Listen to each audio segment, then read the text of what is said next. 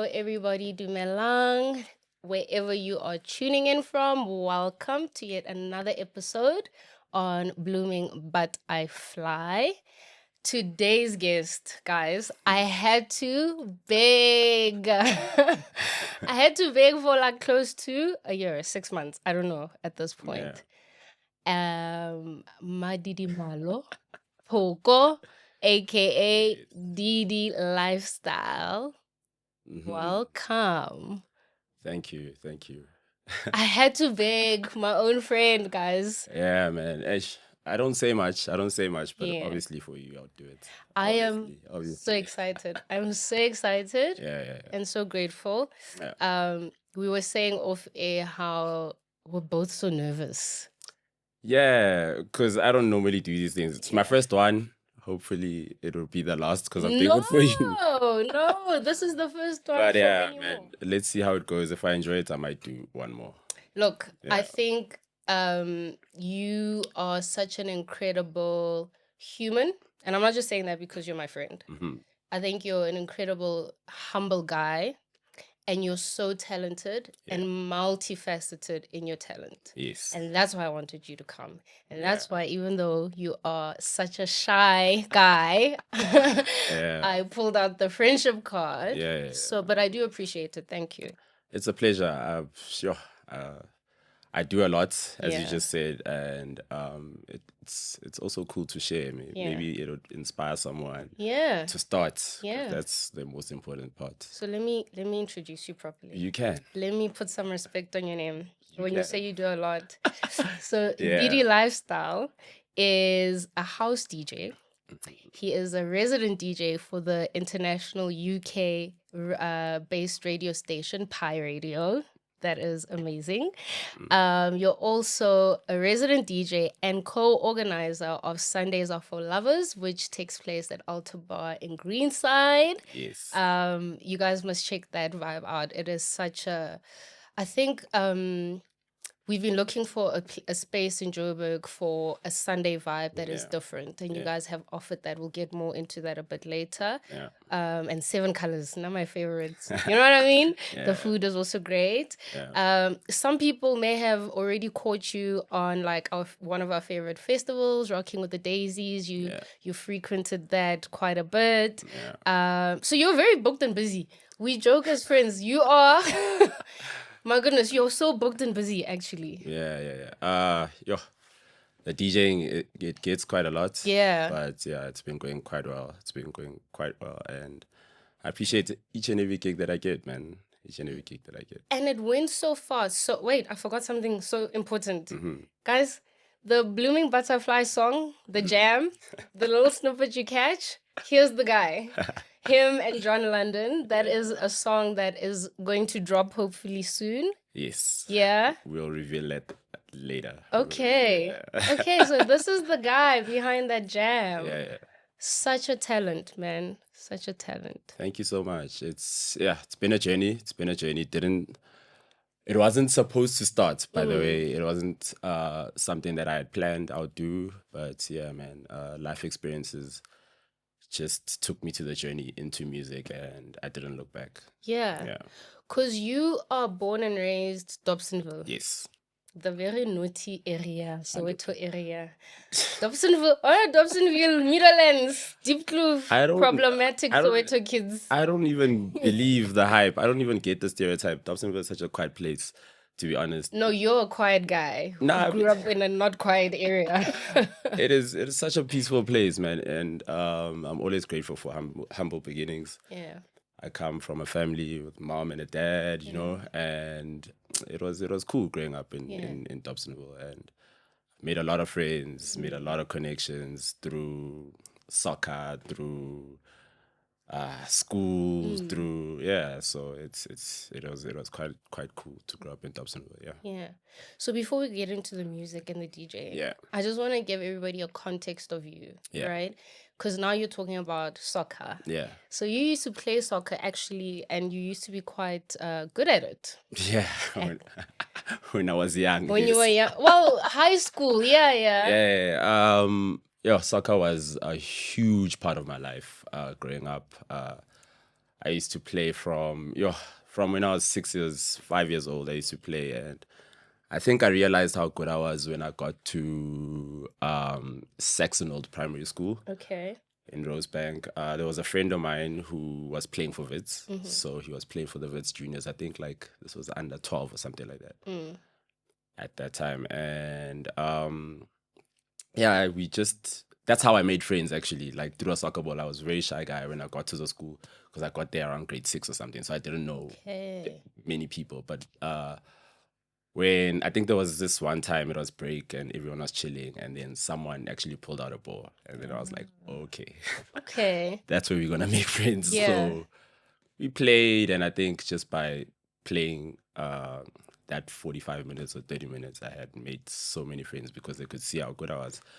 So yeah, this friend of mine introduced me to his club, which he was playing for Wits at the time, and he said I should go and try out. And yeah, I went there, and that started off the soccer. Yeah, so I played for Wits under 12, 13, 14, 15, 16. So it only started dropping when I got to high school because of the school and yeah, The naughty boys. the football. So I was like, hey, you know what? Was it because of the naughty influences?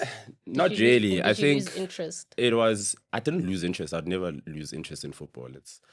But it was a case of balancing the academics because I know I was smart, but like I wasn't very committed to school. I think the whole schooling process used to bore me. Like it wasn't interesting. You know what I mean? It felt like, yo, I need to do this every day. Like go to school.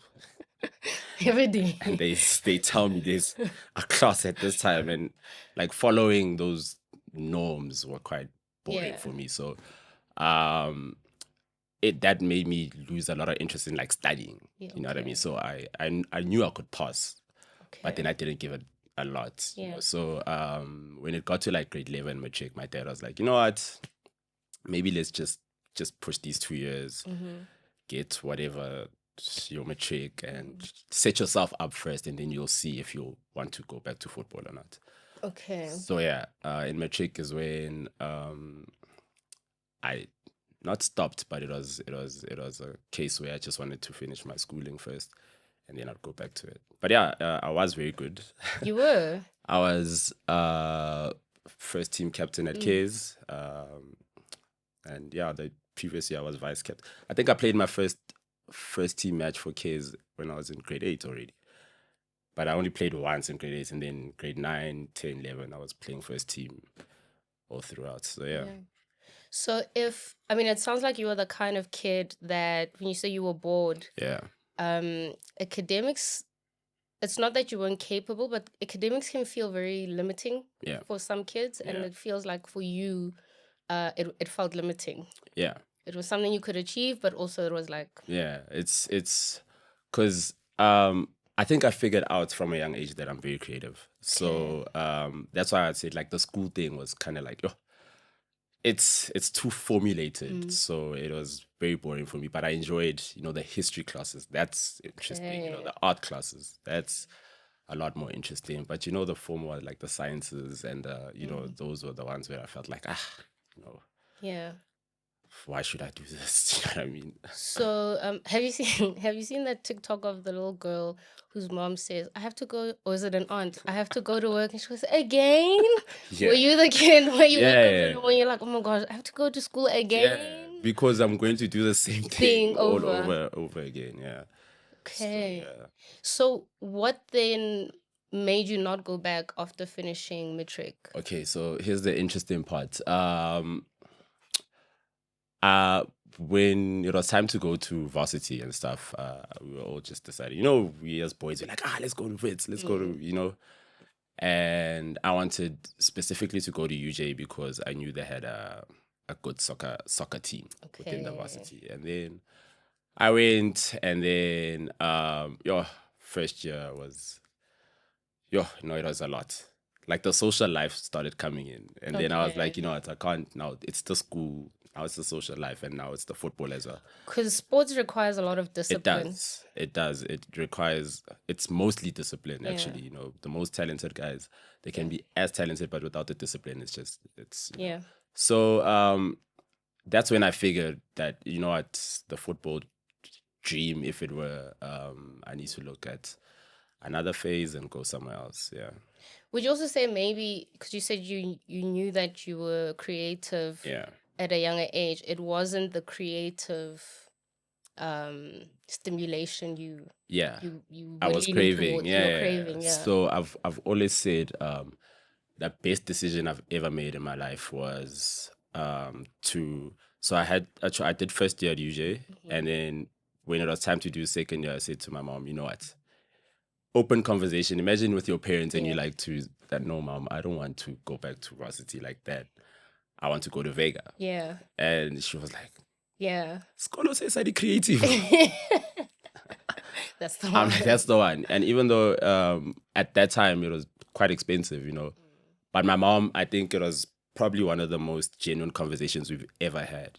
Just to sit her down and be like, you know what, mom, this is what I see for myself, and I feel like if I go to the school, it would, mold me into the type of person that I want to be. And she understood.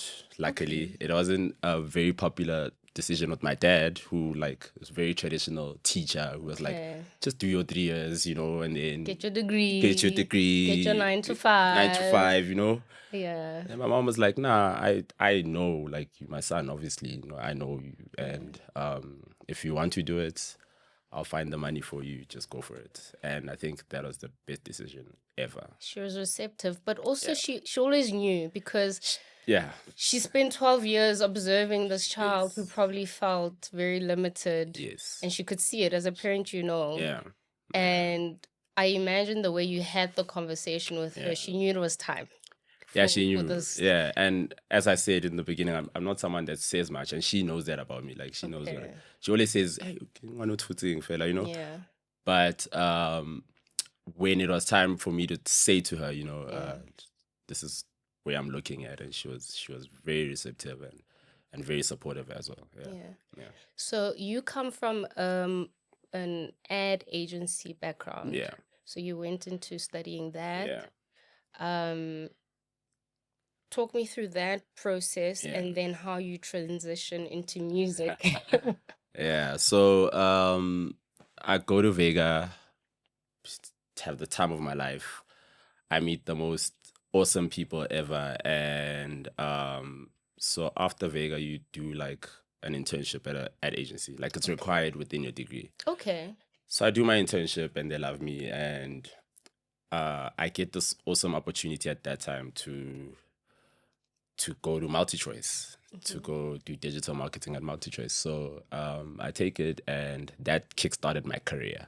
Okay. Yeah, so I did agency for like a year, and then I went straight to corporate at MultiChoice, and then I did digital marketing there for 3-4 years, and then got another awesome opportunity to join a company which was coming to SA to be like a competitor to MultiChoice, which I knew it's not going to work, but I liked that it's a startup, and I liked the challenge. I liked the challenge for it. And I went there. I learned so much in that 3-4 years in that company, because we were actually poached, because they knew that they're trying to compete with MultiChoice. So we was poached. So it was a very different skill set, and the work, you had to be at a different level, and I learned so much there that I decided, you know what, I can start my own agency. Okay. So, my life has always been like creating relationships, you know what I mean? So within the company, there were people who had companies, and they liked my skill sets, and they were like, if you want to do this on the side, you can. So one day I sat and I was like, geez, I'm making so much on the side. Okay.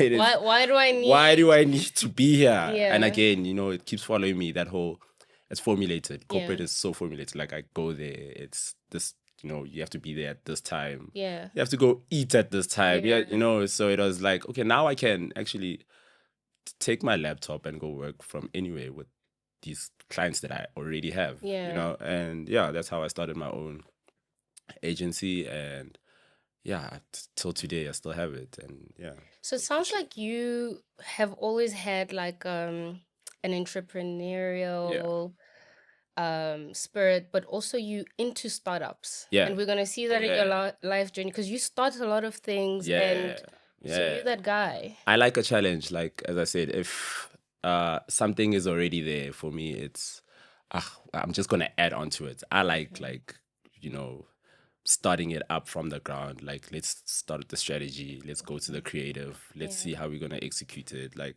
I like that whole challenge, because it gives me some time to think. And do you think you also get bored easily? Not really. No, not really, but The Dreamstream studio in Randburg is a full-service studio on Bromfisher Drive.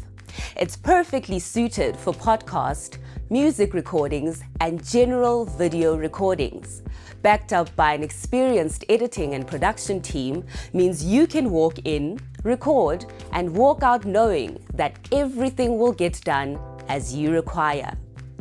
Our mobile gear ensures we can cover your video and live streaming needs on location too. We got the cameras, the lights, and the action to make you and your brand shine.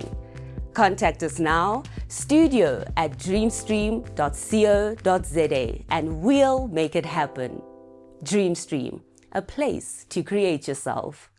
If it's we're building something long term, and I know how the journey is gonna go, I see through it. Yeah. Okay.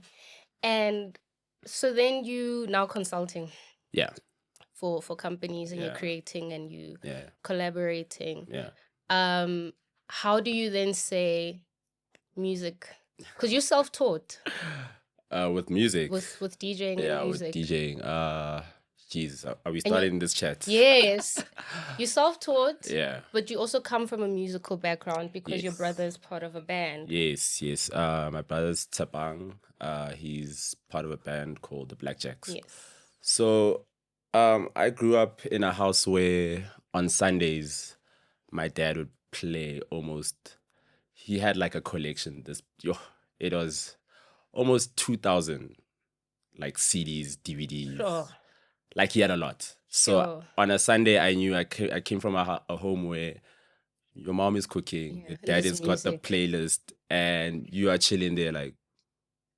Okay. So already like, jazz. I knew jazz like from the back of my hand, you know, because of listening to it every day. And then when my brother went into music, and he became so successful in it, it was so easy to just learn from him. You know what I mean? Like, he taught me like the fundamentals. My first DJ lesson was with him. Okay. Yeah, my first ever DJ lesson was with him, because of also like just using the resources, as I said, around us. Yes. And the relationships we've built. He introduced me to the guys at Kitchener's. Okay. Which he used to play there a lot. So he was like, nah, my brother DJs. And they were like, okay, no, come through. When you're free, just come play around and let's see if you can do it. So my first DJ lesson was with him, and then a friend of mine, Kev. So Kev. It's giving us context. Yeah, so let me give you context a bit. The man behind the man. I have to mention Kev because he was going through something similar that I was going through at the time. Okay. So he was going through a breakup, and we had very long. We used to have these long chats on the phone. So he was like one day, so what are you like currently doing? I'm like, Doug, my therapy I think is music. And he was like, so why don't you actually DJ, because you've got a good ear. We know that you've got a good ear. I'm like, I just did a lesson with my brother. And it's like, nah, there's a friend of mine called Kamo Tuklas. Shout out to Kamo. He DJs and he's a producer. Okay. So he introduced me to Kamo and said to Kamo, no, Kamo, here's my guy Didi. Yeah. Can he just practice, you know? So Kamo says, no, I already know him. Like, he can come through, he's a cool guy and whatever. So I get to Kamo's, we chilling, and I think he could tell that I'm from a music background by just the beats. Like, I know the beat count. You've got a musical ear. Exactly. I know the melodies, and he was like, okay, I think you can actually play, you know what I mean? So we did like 2 lessons, and already he was like, now you can play for a small crowd, and that's literally how it started. Yeah. Interesting. Yeah. Sure. Okay. And so then you start DJing. Yeah. And how did you choose the genre of old school house? I'm born in Soweto. Okay. we like to move. Yeah. So yeah, the groove has always been something that I like. So Yeah. deep house was Would look at an old school so house, deep obvious. house. Yeah, but it's there as well. Is I it? play old school Okay. as well. Yeah, so it was an obvious choice for me. Okay. Because I could have. You're right. I could have chosen like my brother is an indie artist. Yeah. You know, my Yeah. dad listens to jazz. Yeah. And What my is first introduction into music, I think I liked a lot of Jay-Z, so I listened to hip hop first Okay. before transition? transitioning to like house, you know. So it was quite not an easy decision, but like one that was formulated by what I like, which Yeah. is, you know, the groove, the dance, and Yeah. It fits your personality, actually. it does, right? I think it fits your personality. What is my personality? You interviewing me now. I would describe you as very calm, Yeah. collected, but also have a bit of an edge. Like I think you have a mature, developed edge to you. Yeah. Like you're an acquired taste. Yeah. Yeah. I think you're an acquired taste Wait. in your character. I'm gonna use that. With the girls. it's a great description. Maybe. No, I do think, and I've had the privilege of how long is our friendship now? It's a teenager, I think. Yeah. I think our friendship is 18 years old. Yeah, it's been a while. Yeah. Yeah. I got my matric results at your It house. We tell the story to everyone. Everyone. Yeah, I got my matric results Yeah. at your house. Yeah. But I've had the privilege of seeing your character develop. Yeah. But actually, the fundamentals of who you are Yeah. have been the same. And I think it also comes from the foundation of your family. Yeah. I think you're all the same. Yeah. And then you branch out differently, but your fundamentals are the same. Yeah. Your sister, your brother, you all Yeah. have a very grounded spirit. Yeah. And again, my mom. Yeah. Like my mom is sure. I don't know. I think I get my creativity 100% from her. She's such an open mind. Such an open mind, and she's very like my mom says yes first before anything. Okay. She says yes. So she's a risk taker. And yeah, she says yes, and then we'll think about it later. Like if you do batlang, you know what I mean? Okay, you know. You know, I think that's important Yeah. about you because I also know there's parts of you, the shy guy. Yeah, We've spoken off air about how we struggle with imposter syndrome, yeah, right? yeah. But then that element that you get from your mom is, would you say it's what helps you navigate the imposter syndrome? Just saying yes first? Yes. Imposter is always there. Okay. It's always there because, especially as us creatives, I mean, it's such an environment that is it's third eye driven. So if you don't see it, I'm not gonna be inspired. You know what I mean? So I need to create all these things, create, and then for you to like, oh, I get it. That's know what I hectic. mean? So Yeah. So imposter will always be there because I'll always look at you like, I think yesterday I was asking you, so what do you think about the food? What do you think about it? I always try get as much information as I can to create. okay. You know what I mean? So it's imposter will always be there. Is that imposter or validation or in like I doubt for me it is validation because I believe in if I step into a room, I'm supposed to be there. So the validation is out. You know, I don't need to be validated that way. so you feel like you belong? I belong, yes. Okay, so then that wouldn't be imposter syndrome because imposter syndrome would be somebody who feels like they don't belong in the space that they are operating Yeah. in. Or struggling to not even articulate, but praise the work that they're doing. Like you can't see it the way people see it. Okay. So, you know, it gets quite deep because it can take you to a place where you feel like, I mean, this is how long it's taken for me to release my music. Yeah. You know, because I'm like, I've listened to music all my life. So I'm very articulate and pedantic in what I want to bring into the world. You know what I mean? So if this studio session doesn't go well, it's, nah, guys, we need to start that again. And So you're it takes time. perfectionist. Well, yeah. When it comes to my art, yes. Yeah. Okay. Because I was going to ask, how does somebody who struggles with imposter syndrome, which I don't think that's what you're describing, then get into this kind of industry that would require stamping yourself and saying, no, I belong here. There's a space for me here, and I have quality and I have something to contribute. And then also navigating relationships. And you really are a self-proclaimed shy guy. You describe yourself as this. So how do you then navigate relationships? Do you feel like, like Beyonce has like a persona? Sasha Fierce. Do you have like a Sasha Fierce? And then there's a Madidimalo that we know. There's a Gaugelo. There's a Gaugelo that we know. I think life is always a journey, right? And you learn every day. But when I started DJing, and then so let me tell you a story. The first time I played Rockin' the Daisies, I went there alone. Yes. You said yes. Yeah, I said yes. So I left Joburg alone and went to Cape Town alone. Yeah. And it was playing at a festival, my first big festival. It's top 25 of the best festivals in the world. Yeah. And I went there alone. On my way to, this is an hour before, I remember I was so cold.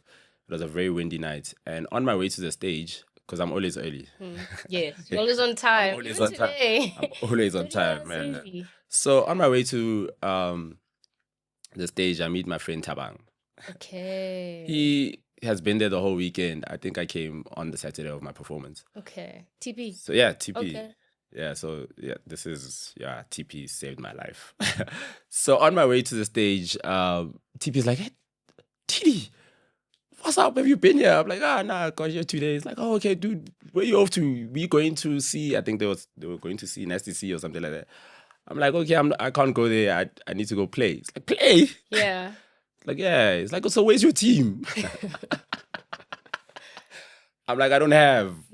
She's like, "What? No way. Where's the camera guy? Where's your manager?" I was like, "No, I don't have, bro. I'm just booked to play and I'm going to go play." I was like, "Well, I'm coming with you." So... Okay.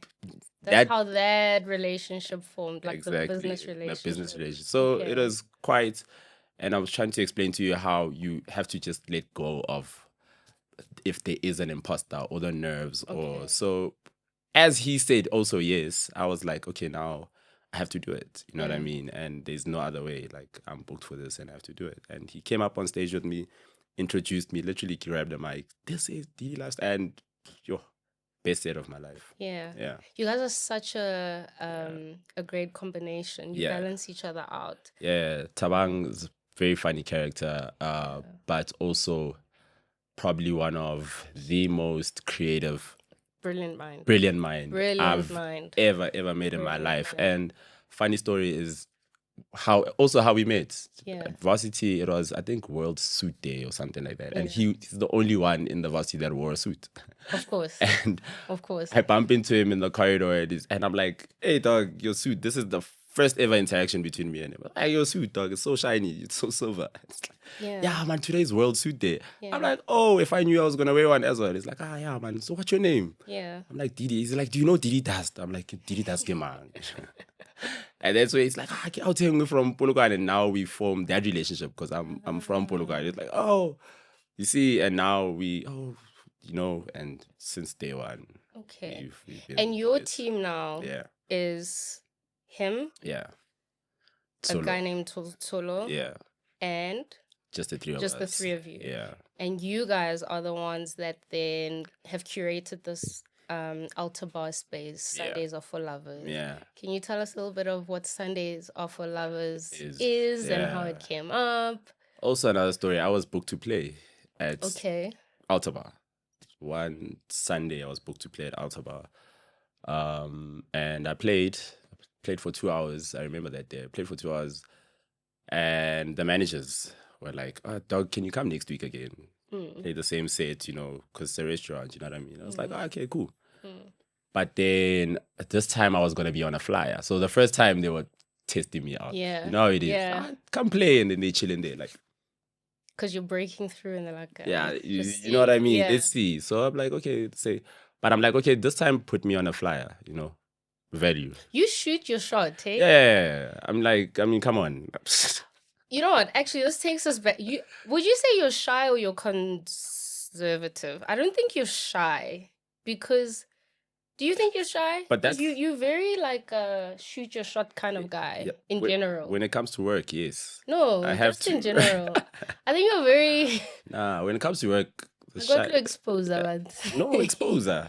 No, I do think like there's a thread of a burst of confidence. Yeah. When you want something, I think you're the kind of guy that pounces on it and then you retreat. Now, if I like a girl, I get her.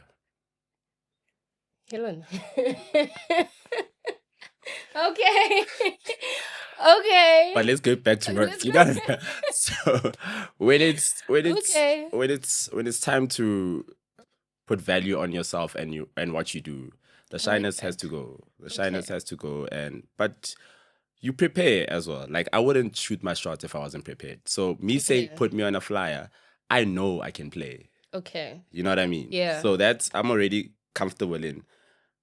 Because you've also practiced. Exactly. And you put in the hours. I put in the hours. You're one of the people that work very, very hard. Exactly. So if I know that I've prepared and nothing else can stop me, you know what I mean? So I'm like, okay, now guys, put me on a flyer. And they're like, okay, cool. Yeah. So I think also that okay, cool from them started Sundays Are for Lovers because if you put me on a flyer, my friends show up. I'm gonna come. My friends show up. Yeah. You know what I mean? In the first one, like we came in, you know? Exactly. Yeah. So I was like to my friends, guys, and also it was also a lot of my friends had never heard me play. And it was also Greenside is so cool because it's in the middle of if the guys from Soweto want to come through, they can come through. Halfway. My friends in the north, if they want to come through, they can. It's halfway for everyone. Yeah. So I think their okay, cool also worked out for them. You know what I mean? Because my friends pulled up. Traction. And from that Sunday, they started formalizing it. Like, okay, bro, you know what? Let's do a DD and Friends every Sunday. Yeah, the first, it was DD and Friends every Sunday. And then you can... run with it, host the Sundays. And I was like, okay, cool. Yeah. So with who I am and the relationships I have, it was quite easy for me to say, okay, I know Kamu do class. He taught me how to DJ. Kamu come play. Right. You know what I mean? Right. Oh, I'm friends with Jesuel. Jesuel, would you like to come play? You know what I mean? Oh, okay, I know Lokive. Yeah. Lokive, how's it? Yeah. Where you at? Yeah. Would you like to come play? Yeah. And they would do that for me. Yes. You know what I mean? FIFA. Yes. Yes. Lifestyle sharp. You know what I mean? And that's how we started like Sundays Are for Lovers. It was very music, you know, driven. Like I said, let's fix this part of the altar bar. Yeah. Let's get the music right. Like when someone comes here and eats, let them they get an listen. experience. Exactly. Let's listen to good music. And then the 7 colors was like an addition, which we were like, okay, now we can have 7 colors. Yeah. The food, and it went. I mean, I think it speaks so much to your character. So the kind of person who people are willing to help out, it tells you what kind of person you are. Yeah. The one thing I admire about you is how disciplined you are and how professional you are. Yeah. You're always on time. Yeah. You don't drink during your sets. Never. Right? Yeah. Even today. When you are grabbing your drink, I know that it's towards the end of your set. Yeah. So you actually respect the craft and your profession so much. So I think by the time people say okay or they come and collaborate with you, you've given people the trust to bet on you. Yes. Sure. I was telling it's also quite, you know, people see you and you post your gig guide and you've got like what your book. Yeah, this December I'm like counting. It's 9 days into December and we're counting like 32 gigs already. Yeah. And I was like, people will see that gig and be like, Mara, how? Yeah. Half of the bookings or when someone approaches you, it's who you are. They know you're reliable enough to get there. Word of mouth. Word of mouth. That guy is gonna get there. Yeah. You know what I mean? So just being on time. Yeah. gets you a booking. Yeah. You know what I mean? They haven't even heard you play. People take for granted respecting your craft. Yes. Time management skills. Yeah. Because time is money. Yeah. In a lot of spaces. Yeah. And also it's just a form of respect even for the person. Yes. You know, and even within the booking process, like now, because I do bookings, I book DJs now. I can see if this guy's an artist or is a DJ. Like it's quite easy to establish, because a DJ would say to me, okay, so what am I drinking? Yeah, what am I, you know? What do you guys call it? Yeah, when are you a rider? The rider. When are you paying me? Are you paying me after my sets? You know? Okay. I'm like, That's okay, a DJ. that's a DJ. Why An artist, is that a DJ? Because he wants the vibe. He's here for, okay. He's here for the vibe. An artist doesn't like necessarily like, okay, here's my list. It's a tech rider. Yeah. That's what I need. That's what I need. Sharp. Are you a DJ or an artist? I'm trying to be both. Because I was gonna ask you, are you a DJ or a producer? Yeah. You also, Yeah. Well, we are producing now. Yeah. But that's also it came from the DJing. So yeah, it's again, shout out to Tabang and Tulu. Yeah. They were like, you know, if you are so good at this, like what else? And then they were like, let's make music. You know what I mean? So Tabang, the song that we made, A Little Bit More. So also another funny story is he always had the idea that I should release music. Even when the first time he heard me play, he was at Rockin' the Daisies. And he was like, bro, when we get back to Joburg, we need a meeting. Okay. And that's exactly what he did. Okay. We got back to Joburg and he called me. He's like, Didi, we need to talk, you know? Yeah. It's like, okay, I want to manage you. And I said, I'm telling you, my friend, dog, you can't manage. He's like, nah, I promise you, which gigs do you want to play? I was like, okay, I want to play this gig, and that gig. And Tabang literally, you know, and also with his background within advertising and stuff, it was quite easy for him to say, call up people. And that's how I got in that space, you know. But also, when you were making the music, he always had like the vision that you should release music than DJing. And it was his vision and his vision alone. He's the only one that saw that. You didn't see it? Nah, I never thought I'd make music. But how he saw it and how much I believed in him is how we got to start. Yeah. This is such a thread. Yeah. In your character. Yeah. A lot of people see you before you see you. 100%, yes. The amount of times I kept saying to you, Didi, you need to charge more. For your sets. Remember, I think twice a year I'd be like, nah fam, how much are they paying you for that? No ways. Are you looking at the crowd? Are you seeing how you move a crowd? Your traction. And not to diminish who you are, but you cracked into the industry and very quickly had a large traction. Yeah. And I don't think that it's because you have so many friends. Yeah. Right? Because I think it starts with us. Yeah. And the people connected to us who have no loyalty to you actually then sustain whatever product and thing you're producing. Yeah. But you don't see you, you know, and it's not just me, it's not Taba. It's so common in your story. Yeah. What do you think that's about? Where you don't, I mean, you're starting to.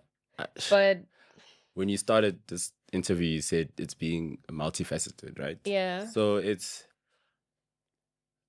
don't think I would ever see it because I'm too focused on enjoying like the process, you know, and creating, you know. So if you like it, if one person likes it, I'm okay. You know, I started when Tabang saw the music. Yeah. I said to him, I'm not now. Let me just enjoy this journey. I'm DJing, you know, and then something happened in my life that said to me, okay, you need to make music. Okay. And that's when, you know, it came in between. I called Tabang again. I was like, you know, my boy, okay, now this happened in my life and I can't deal with it in a way that requires, me not to lose my mind. So it was, let's actually get into studio. I need an escape. And it was literally, okay, cool. So creating, is it therapeutic for you? 100% yes. Okay. 100% yes. Okay. Yeah. I mean, I've seen a psychologist.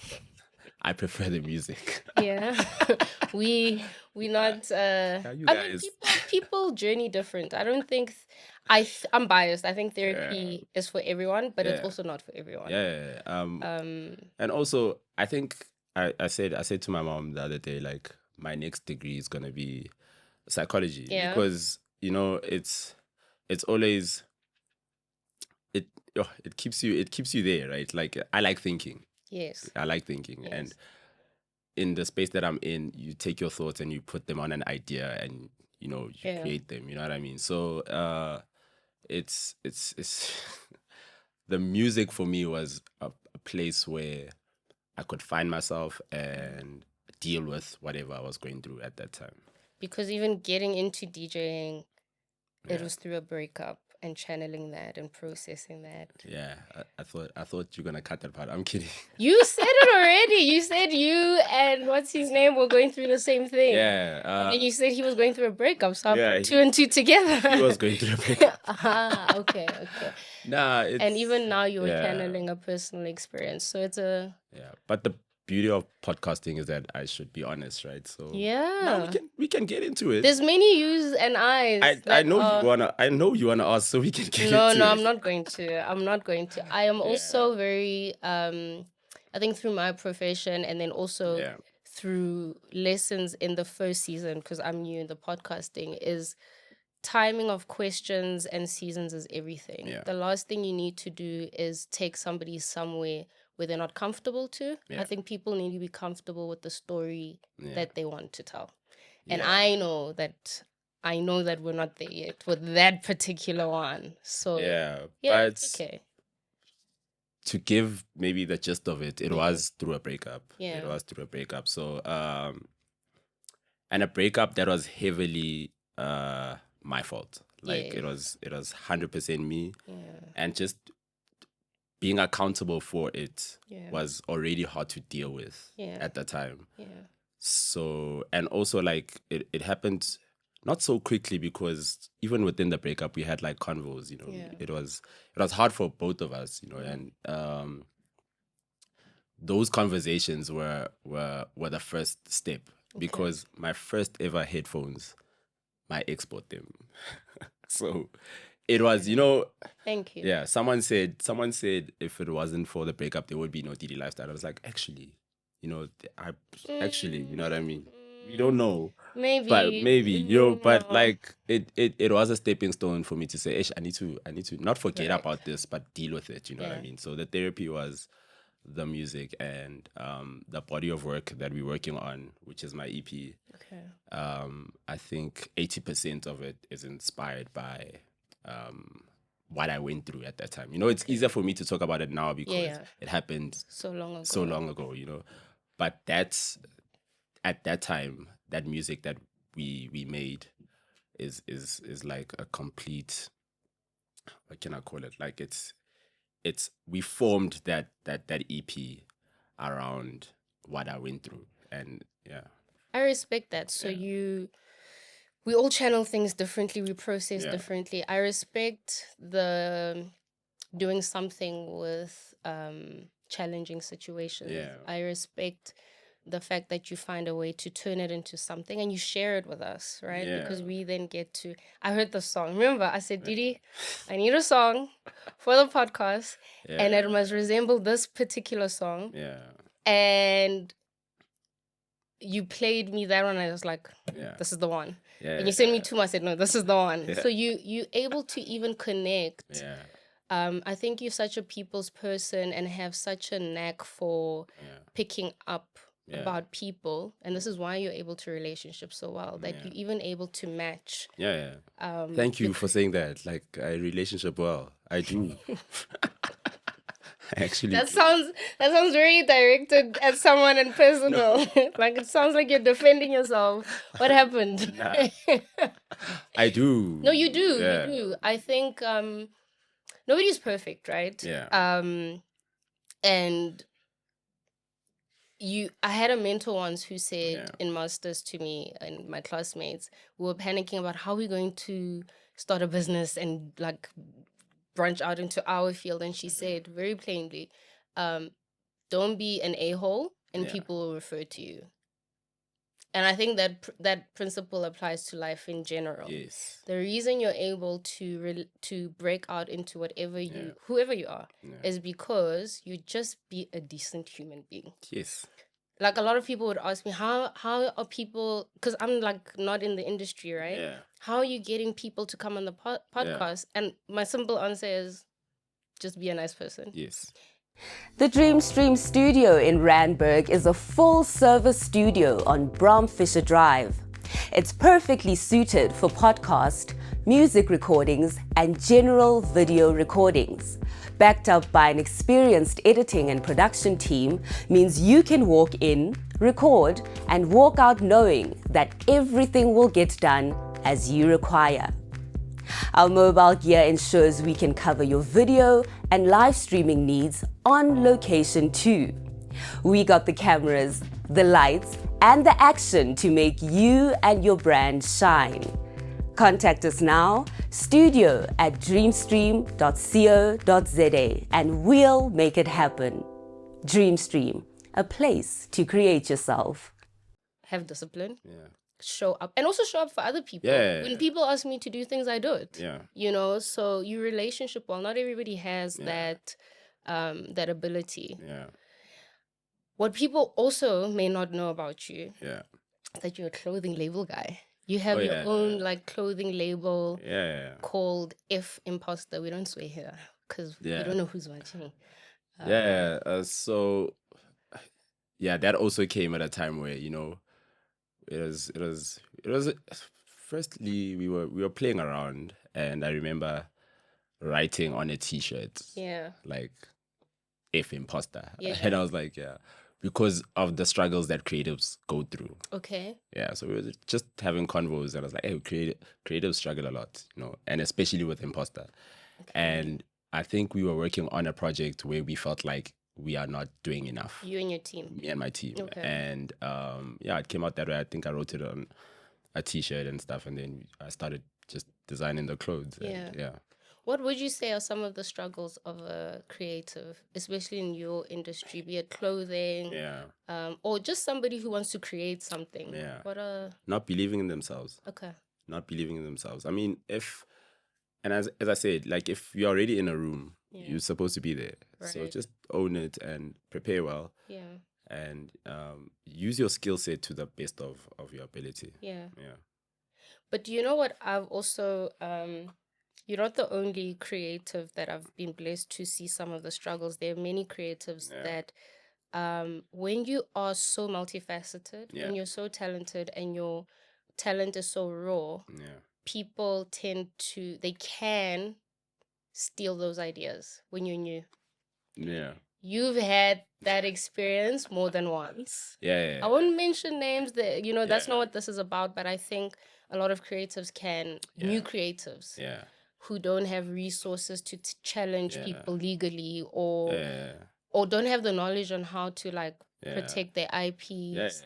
And you know, as you said in the beginning, as a human being, I don't think I'll take someone to court over why not an idea. Like I feel like it happens so much to me that, you know, it came to a point where I was like, I'm actually very good. You know, it was a compliment. Now I took it as a compliment. If you're taking that, then you know what I mean. But again, an idea for me is like the easy part. You know what I mean? Because I know what I can. So when you take it, I'm like, you know, and then I start the next thing and it works out, and then you're like, how? I have a problem with that. I know. I have a big problem with that. I know. Like, at which point do we? It's not about being aggressive or just one common decency. Also just respect, but also your ideas, because they are being taken because they're good. It's money out of your pocket. It's time out of your time. It's a brand. That you know what I mean. It's progress. But of course there's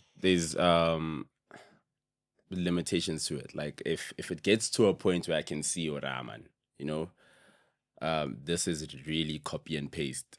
Didi or whatever I've done, maybe there should be some sort of confrontation, or you know what I mean. But like I think most times where it happened the most, where I felt hurt, it was close friends Okay. that I felt like, ah, man, you know, I trust you enough to say to you, we can do this, or like, and I say we when I've already given you the idea, you know what I mean? Got you. And I'm like, no, we can do this, and then you go and do it, you know what I mean? Yeah. So it's in those instances, yes, it does hurt, you know, but you know, it's the biggest one was with the clothing label, and they were trying to take me to court, and I was like, Zhuang, you know. And even when we had the conversation with his lawyers and himself, it was they were intrigued at like his lawyers and his team found out about his brand through me. Okay. Because I taught, you know, having to explain what this, you know, is an original idea from there and there and there. And then he was like, oh, snap. We shouldn't actually even be having this conversation, you know, we good, and go straight. Are you taking any measures now to protect your craft? Yes. I think the clothing or the DJ. I think also that process was for me to learn that part of business, you know what I mean? And we protect all our IP now. Okay. Yeah. And look, the other side of that conversation is because you are a natural talent. Yeah. And yes, you're right. The ideas is the easy part for you, right? You'll get another idea. Nobody can do it like you. Yeah. Be it Sundays are for lovers, or somebody stealing that idea or attempting to. You know, I think wherever you are, whatever field you find yourself in, if you have an abundance mindset, there's space for everyone. There is. Right? There's so many podcasts. There's so many podcasts. But nobody's hopelang. But this is the one I chose. Okay. This is the one I said yes to. This is the one you said yes to and took the risk. I've been approached by so many others. Yeah. Okay. I like that. Yeah. I wanted to say to you, you know, on the like about love, you know, love is like the Achilles heel of a lot of creatives processes, you know what I mean? If you look at a lot of big artists, Adele made her most critically acclaimed album was off a breakup, you know. Let's bring it home. Let me make a home example. Tyler had a massive song, has a massive song, such a wonderful lady. And then her next single was Truth or Dare. Like, you didn't believe that I would make it. Like, who's she talking to? You know what I mean? It came from love. Shoma Josie, one of most greatest exports. Like, she did so well to go international. You know what I mean? She's got a song called Idom. Who's there too? You know, like I'm making it now. You know what I mean? You think like disappointment produces creative energy? Not really disappointment, but the feelings you go through in that time.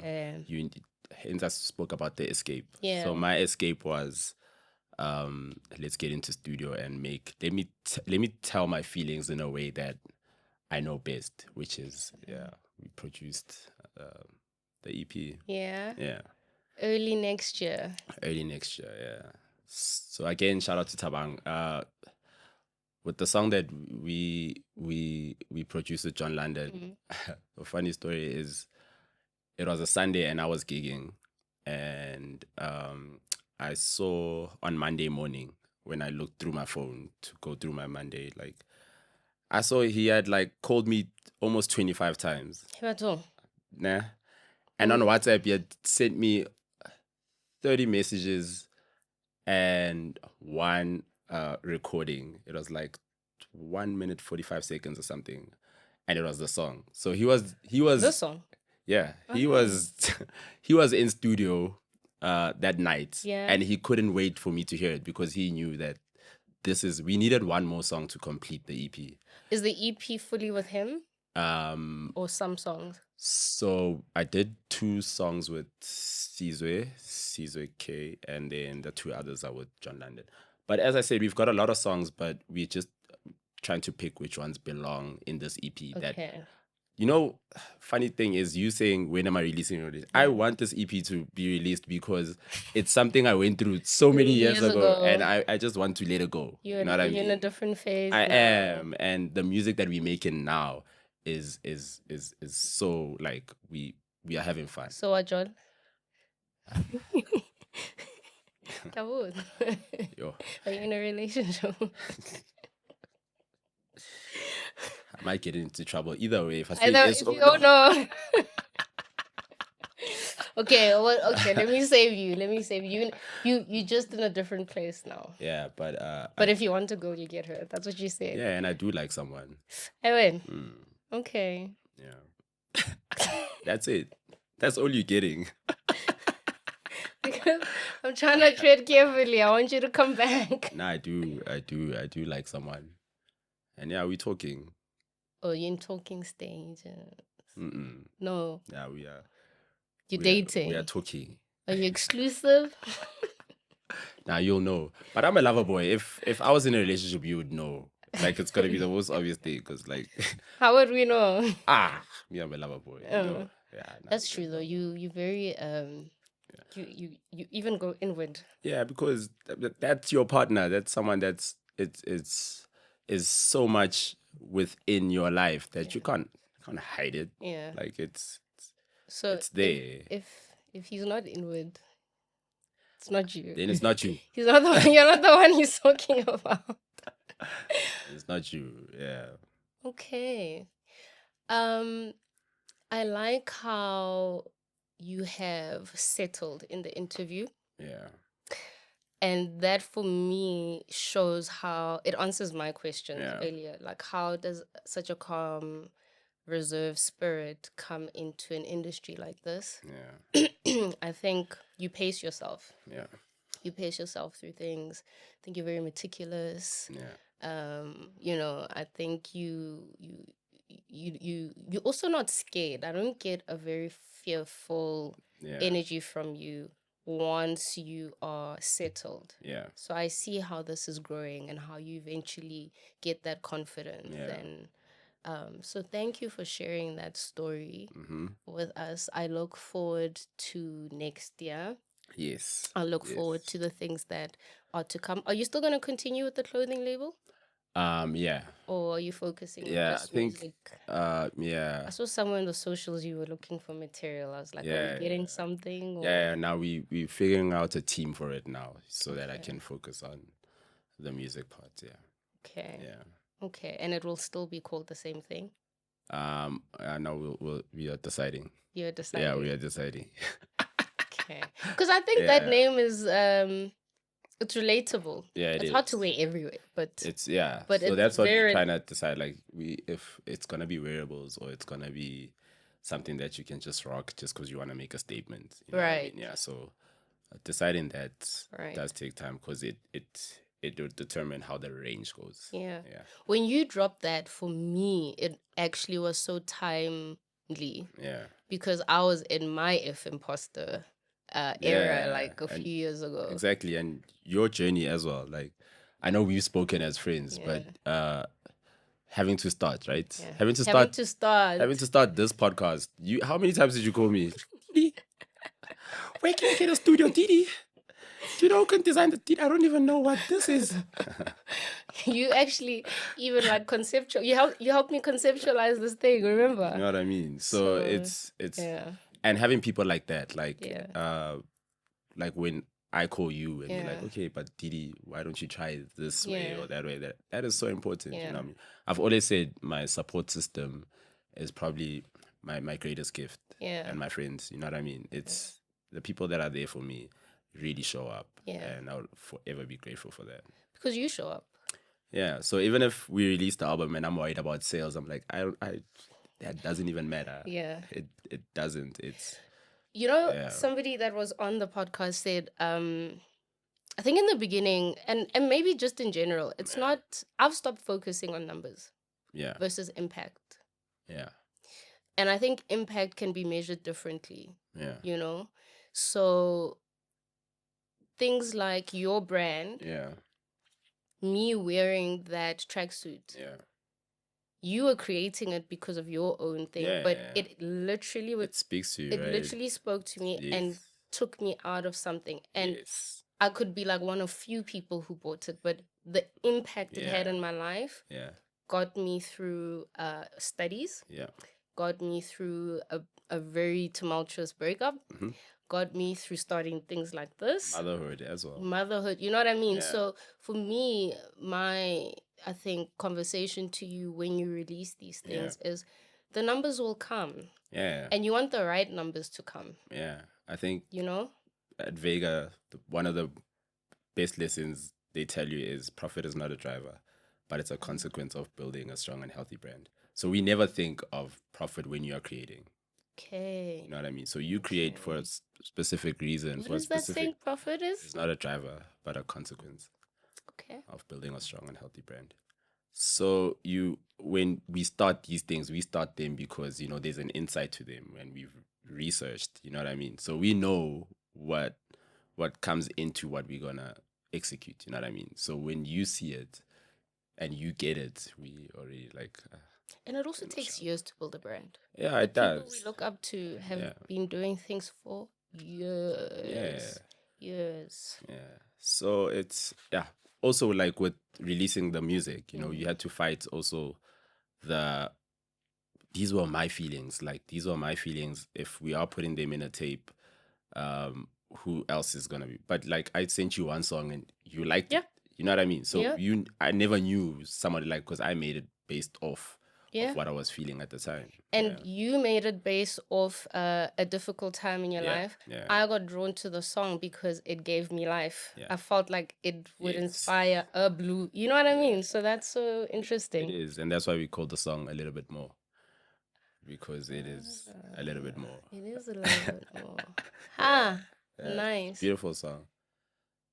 Beautiful song. So again, Tabang. Yeah, you know. No, Tabang and Didi. Yeah. Solo.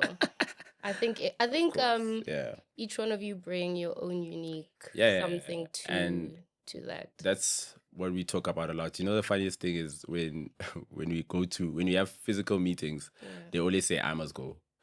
Because solo is quite awkward, socially awkward.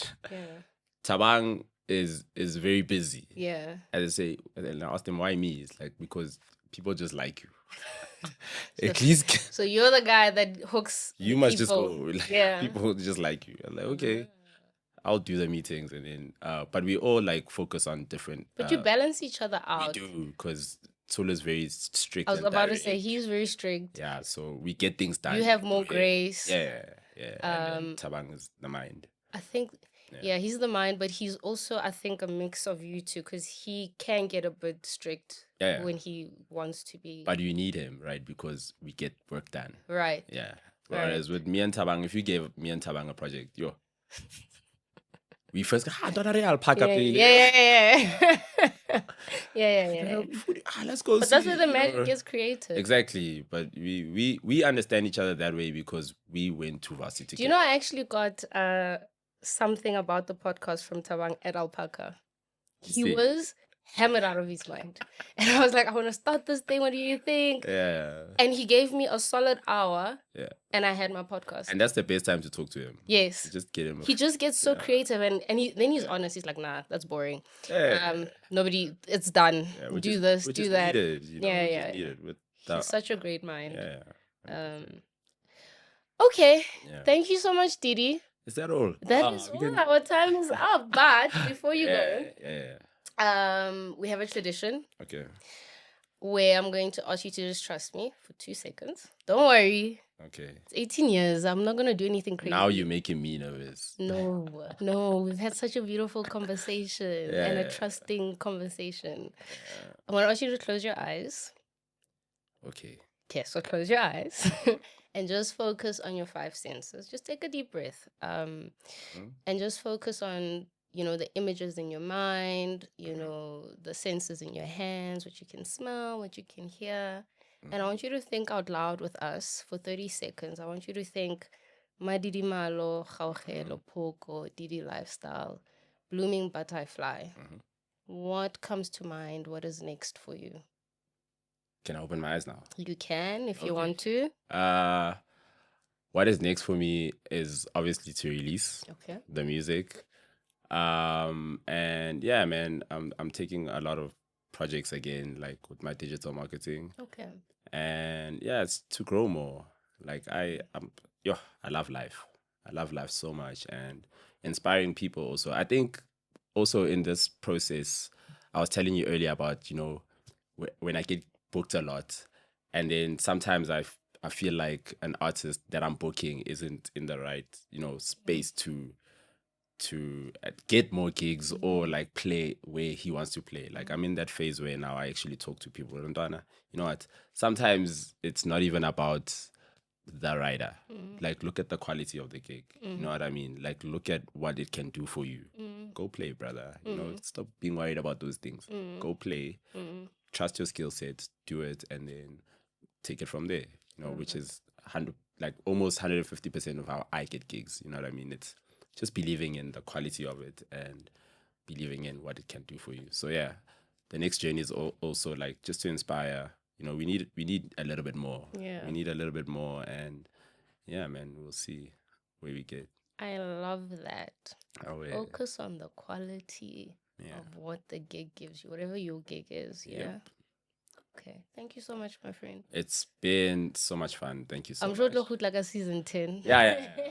This is the most I've said all year. Thank you so much. It was, and sorry for taking. I know I should have been like number 1 or 2. Yes, you were my first episode for season 1. Oh, thank you. Yes, but here we are. I need to obviously apologize to you for like taking this long to be here. No, but man. Yeah, perfect timing. Yeah, perfect timing. It is, right? Yeah. I'm glad I said yes. No, I'm glad I said yes. Come back in season 4. We will. When the music is out and things are out and I'm wearing the next we'll do it. line of clothes. And you're on TV. And oh, okay, thank you. I receive. What's next for you? You just go on TV. A TV show. Exactly. Which you will. You will do it. I know you will. I receive. Thank you. Do it. Oh, yeah. All right, guys. Thank you for tuning in. Please do comment and give us some feedback and interaction. And I will see you next time. And subscribe. And subscribe. Yes. Get your friends to subscribe. I will. Don't worry about it. Thank you.